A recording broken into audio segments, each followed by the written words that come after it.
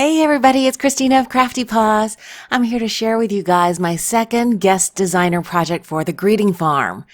This time I used 2 stamp sets and picked out images that I thought represented some of the favorite things that I do with Mr. CraftyPaws, since this is an anniversary card that I've made for him. I used the greeting farm's #couplegoals and Forever With You stamp sets. And these are the Copic colors that I used to color up these images. I got the color inspiration for these colors from the pattern paper that I use for the card front.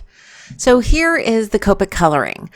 I'm going to show you guys just one of each of the images that I color up a certain way. So for example, for this little girl, I'm using some E colors and an R20 for blush, and I'm going to color all the girls the same way since they're all supposed to represent me.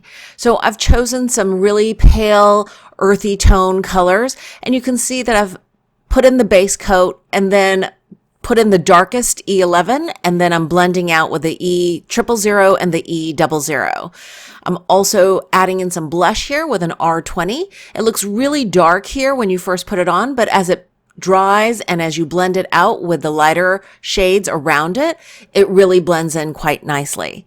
And that is the completed skin tone of the girl. Now for the boy's skin tone, I'm using a couple of lighter, almost more yellow colors. The girl I wanted to be more rosy because my complexion is darker, and the boy I wanted to be paler since my hubby is Caucasian. So I'm laying in the base of E50 and then putting in the shadows of the E51. And then for his rosy cheeks, I'm using an R30, which is a little paler than the R20. I'm blending all of the shadowed areas in through the paler areas, and then I'm re-emphasizing the darker shadowed areas with the E51 one more time. Now for the boy's hair. Mr. CraftyPaws has dark brown hair, but I wanted to kind of show more of the highlights and not go so dark, which I have a tendency to do. So I'm laying in the lightest color first, the E53, and marking in as much of that as I can. And then I'm taking the darkest brown, the E23, and being really careful to have a light touch as I flick to put in the shadowed area. So every tuft of hair will have a shadowed area underneath and behind. So I'm trying to kind of establish where those shadowed areas are going to be by flicking very carefully with a light touch those areas. And then I'm blending out a little bit from those darker areas with the E55. And I think this gives a nice rounded look. Each tuft of or clump of hair has its own kind of texture and dimension. And then I'm going back in and re-emphasizing the darkest areas again with the E23, just because it fades out as you layer in additional lighter colors after putting in a dark color. So that's the completed hair for the boys. Now for the hair for the girls, I'm making her have black hair as I do, but I'm layering in really light blues and then a mid-tone blue to give it a real shiny look. My C9 that I started with was drying out, so rather than stop my crafting or coloring to fill that marker, I just switched to the C8. It's a little bit lighter, but it's still pretty dark. So I think it'll give a nice rich hue to her black hair. And as you can see, initially when you put down the C8, you'll be a little scared because it's so dark, but as it dries, it will blend out a little, it'll get a little bit lighter. And here you see me flicking with the C7 and also the C5, just trying to add extra shine and texture, leaving in the highlighted areas with that B00. And now I'm going in and emphasizing those shine areas with a darker blue. This is a mid-tone. This is a B24. And I'm going back into the highlight areas with that shiny mid-tone blue to give it the hair a high shine look.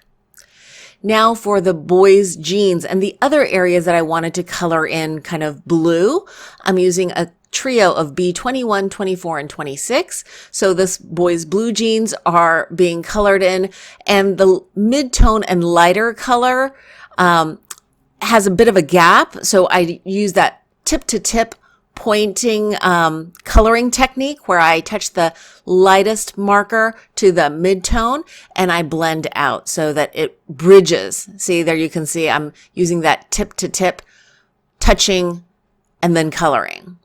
For the little girl's dress, I'm coloring that in with a kind of lime green or summer green color, and I'm going to add some folds kind of or valley areas to the skirt. And again, I'm using that tip to tip coloring technique just so I can bridge the gap between the mid-tone and the lightest yellow green that I'm using here. I'm going back in and re-emphasizing the darkest shadows with that YG25. And I think it adds a nice rich tone and good kind of dimension when you are able to use 3 colors. That's the standard, even when these areas of coloring are so small. And I'm doing the same thing, just doing the matching bow, the lightest base color, and then the darkest for where the folds and the bottom of that center part of the bow is, and then blending out with that mid-tone. And then I'm going back in and re-emphasizing the darkest shades there just to make sure I get good dimension. So for this blue-green area that I repeat in places in the 3 different images, so for the sofa, I'm using a blue, green, and green combo. And you'll see that I start with a base, that G00, and then I'm blending out with the BG11. The darkest areas, I'm using a BG13. And by the way, if you look at the pattern paper that I'm using, all of these colors are not exact matches, but they're close. They're within, a shade or 2 of the colors in that pattern paper. And I think that that really helps to keep the card front cohesive, even when using 3 different images. So for the little boy shirt and the popcorn bowl, I'm using some cool grays, but very, very light, just adding in a little bit of shadow on the edges and underneath the little boy's arm and chin. And for the popcorn, I've decided to color it up with a Y000. Then I wanted to add a little bit of detail to that popcorn bowl, just a little rim, add a little bit of interest. And that's the completed center image. Mr. CraftyPaws and me having popcorn while we watch television in the evening. And then I wanted to add a little bit of interest to the little boy's shirt here. So I'm giving him some stripes with a Copic multi-liner pen. And I just wanted to add just a little bit of interest since their clothes were so plain here. And I thought adding a little bit of visual interest or texture would make this top image pop a little bit more. And that is the top image fully colored up. So I'm just going to cut apart all of the images that I've colored up. And if you're interested in the cardstock that I use to Copic color on, it's Georgia Pacific Premium Cardstock. And I'll put a link in the description box below to where I get it on Amazon. Now, I just wanted to show you guys how I designed this card without using any special Slimline card dies. So I've got a piece of pattern paper here that's 10¼ inches long, and I'm marking off at 2 1/4, 5 inches, and 7 3/4 inches. And you can see I'm picking the center line of the width of this cardstock, which is 3 1/4 inches in width. And I'm marking down the center line so that I can bisect the other 3 lines. And I did that so that I could put my circle dies spaced evenly across this card front.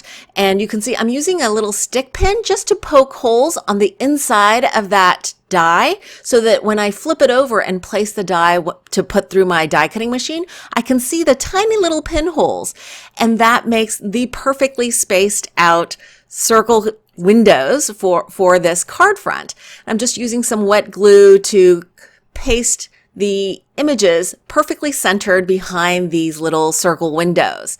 Unfortunately, this bottom image was too short. The space around the image left a little gap at the top of this window, as you'll see here.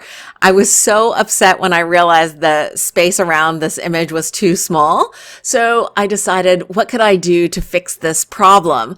And I went into my stash and found some baker's twine, different color baker's twine that I had in my stash that perfectly coordinated with this pattern paper that I'm using for the card front. And I just wound some of this baker's twine in different colors. I had a teal and white, a navy blue and white, a teal, a lime green and white, all different colors of this kind of twine, some of which I picked up when the Dollar Tree used to sell it. I don't know if they still do. And basically, I'm just taping it into place, kind of mimicking the stripes on this pattern paper. And I'm spacing out the twine about anywhere between half an inch to about 3 inches to kind of frame around the windows, some of which will cover up the little gap that I filled with another little scrap of that coloring cardstock, so that the little gap is completely invisible now. And this sentiment is also from one of the stamp sets, and I just matted it on another scrap of lime green pattern paper. And that's the bottom image and that little sentiment finished up.